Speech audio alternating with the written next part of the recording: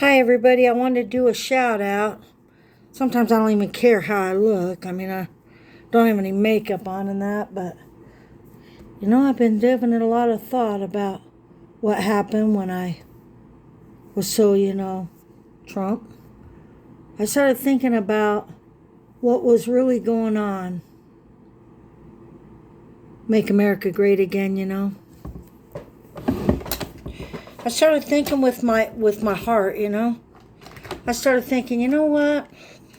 Sorry, you guys, I put my makeup on while I sit here. Someday I'll tell you about this tattoo right here, what happened. I got in an accident and there's a little scar under there. Someday I'll tell, okay? Not now. And I put that on for my Jewish grandmother, okay? But not just her, for the Holocaust, okay? Because guess what? What happened to them? It's very bad. I think everybody knows that, right? Anyway, this might sound mashugana, and that's kind of a Jewish word. But I was thinking, let me break this down to you real fast here. When you say make America great again, and when you say put America first, I understand that about the soldiers because they fought for our freedoms.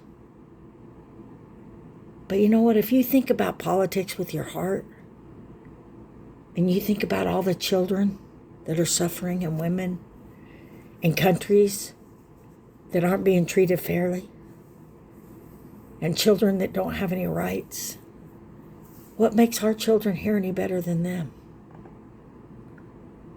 Can't we help them too? And does your color matter? And if it does, that's so selfish. And that's not God's way.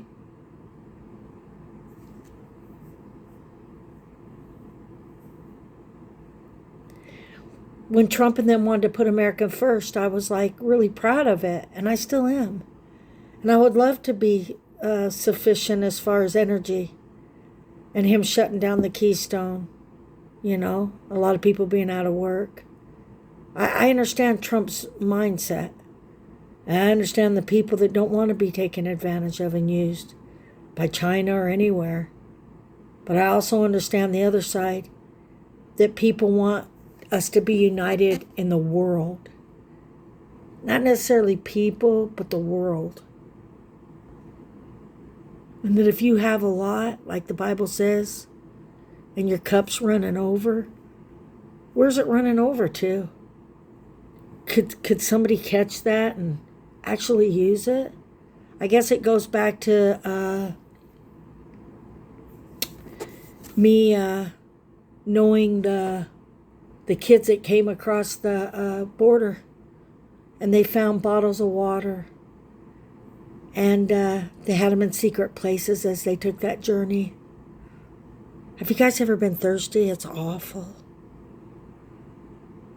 Everybody needs a drink, okay? I saw those ISIS police shoot them and said, we got their water.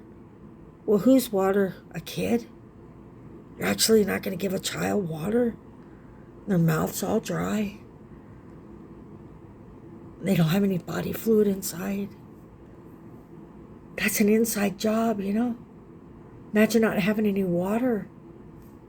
You couldn't even cry, right? Couldn't sweat, right?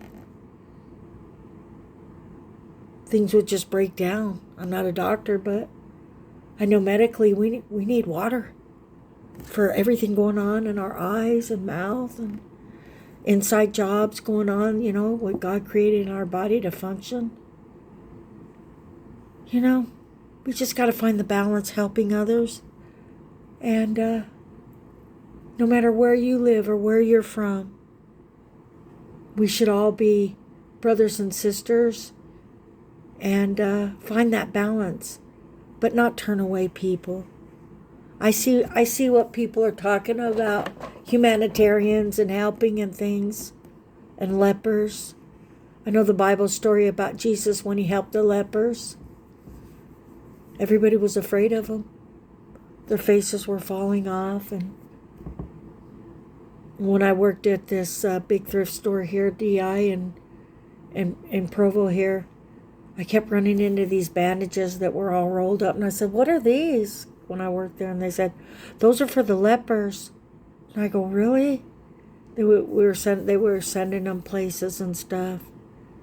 So you know what? If we can help other people in other countries and just look at ourselves as a world, it would be great. Of course there's communism. Of course there's people that hurt us. There's, of course, bad drugs and people coming over the borders and people here that aren't even coming from there. But we just have to kind of reason and think about things with our heart, but not so much that we would be taken advantage of, and not so much that we would make bad choices and enable people to not be able to kind of like, do for themselves and stuff. But if I was a president, I would help all the children. I'd give all the children special rights.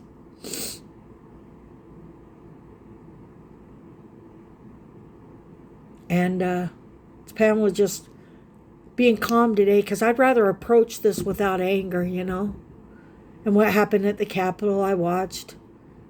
And I've done a few shout outs about it.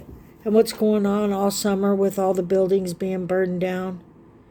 My daughter's real smart. She goes, Mom, everybody's wanted, to be heard. The LGBT wants to be heard. The white supremacists want to be heard. The blacks want to be heard. Make America great again. Everybody coming at everything. Everybody wants to be heard. But what's important is, if you only give a portion to only certain people, it's not nice. If you only give a portion to certain people, or, because I know racism's on both sides, okay, everybody? But you want to know something? When it comes to a child, hey, that's where I draw the line. Forget it. Just forget it. And one time when I was working at Desert Industries, I remember they followed a little blue dress all the way from Provo, Utah to Russia. And they showed the little girl open the box and hold it up and pull it out. Those are the stories I like to hear about the children. Help the children, okay? And, of course, you got to help the mothers of the children, right? Because mothers are very important. But, hey, it's Pamela being real quiet today and just thinking with my heart. I got my TV off. I just can't take it anymore. The whys and the how comes and what's really going on in the world today. So, of course, I'm still mad at you, Camilla, I don't even care if I'm saying your name right. But if it is true that you took somebody's story, Martin Luther King's story about the little girl saying "feedums," that's wrong.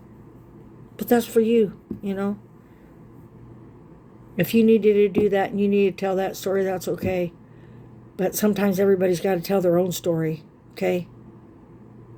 And make sure it's not somebody else's story, okay? And if you are going to imitate somebody and need a hero, pick somebody really good. Pick somebody that's like flawless. Somebody that's got God's design.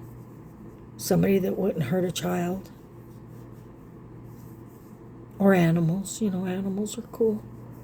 But it's Pamela doing a little serious shout out today. Pretty hurt what's going on with everybody in the world. So maybe at some point, we can have world peace.